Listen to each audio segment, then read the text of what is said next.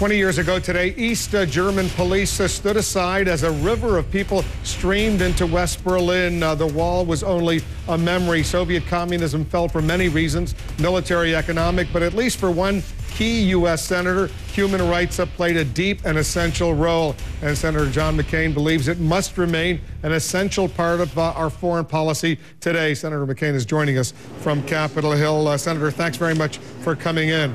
Thank you, Wolf. What's the major lesson that the Obama administration, President Obama to be more precise, needs to learn from what happened 20 years ago today in Berlin? I think the emphasis on human rights is vital. Ronald Reagan was much criticized when he said, "Take down this wall, Mr. Gorbachev," and he called the Soviet Union an evil empire, but he also dealt with them on issues that need to be dealt with. So I was deeply disappointed at the time of the demonstrations in Tehran that the president especially, but also the administration, did not speak up for human rights. Now they're saying on the streets in the demonstrations most recently, "Obama, Obama, are you with us or are you with them?" We need to make it very clear that we're with them. What about when the Dalai Lama came to Washington, and was it received personally by the president because he's going to China actually in a few days? Was that a mistake? I can't say it was a mistake. I have to give the president the benefit of the doubt. Obviously, I hate to get into this phrase, "if I were president," but I would have met with the Dalai Lama. I would not have, if I had been Secretary of State. I don't think that the Secretary of State should have said before she went on her first visit to China, she said, quote, "We're not going to talk about human rights." We should always talk about human rights. We also have to put them in a context where they may not be the most important issue, but they're always important, and they should never be removed from our lexicon. Have you seen any change in Iran? I know you criticized the administration for not being more vociferous in supporting the opposition in the immediate aftermath of the election, but all the reaching out to Iran, trying to establish some sort of dialogue, has that achieved anything so far?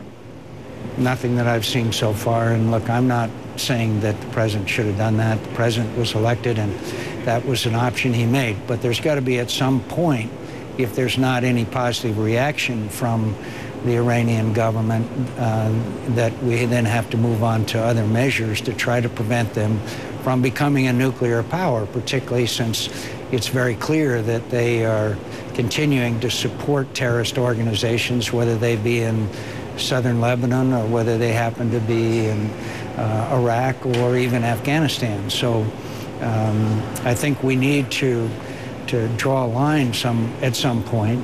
But again, when Neda bled to death in the street in Tehran, and it was seen around the world, that was the beginning of the end of this regime. I don't know when it's going to happen. And I was surprised when the Berlin Wall came down, and I'll probably be surprised when the regime in Tehran topples.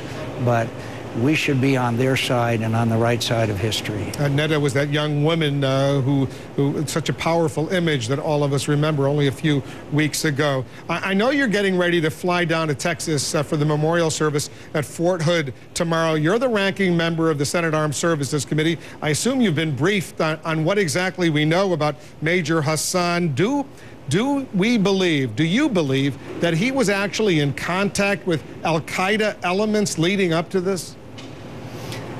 Well, if I do not know. I'm having a briefing. Senator Levin and I are being briefed on Monday on all aspects of this situation. There's all kinds of rumors flying around and reports. I don't think there's any doubt that this individual was not only disturbed but displayed by his behavior a situation that called for some kind of remedy earlier than it did.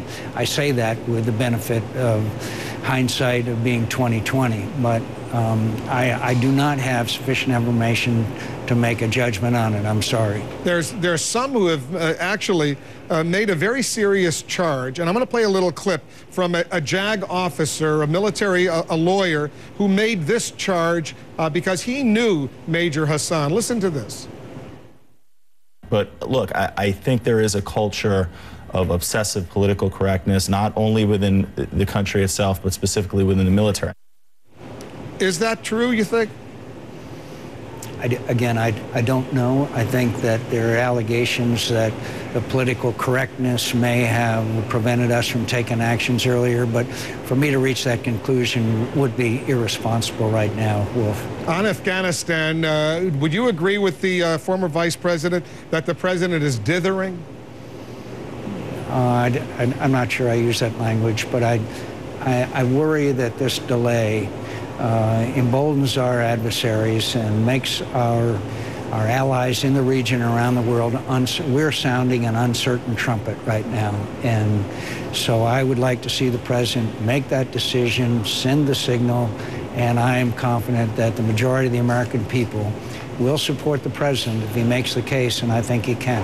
I'm going to give you and my alma mater, Senator, a plug right now. I'm going to recommend that folks go and read the transcript of your very thoughtful speech today at the Johns Hopkins School of Advanced International Studies here in Washington, D.C. I know you put a lot of work into that speech, especially important on this, the 20th anniversary of the fall of the Berlin Wall, setting the stage for the collapse of the Soviet Empire.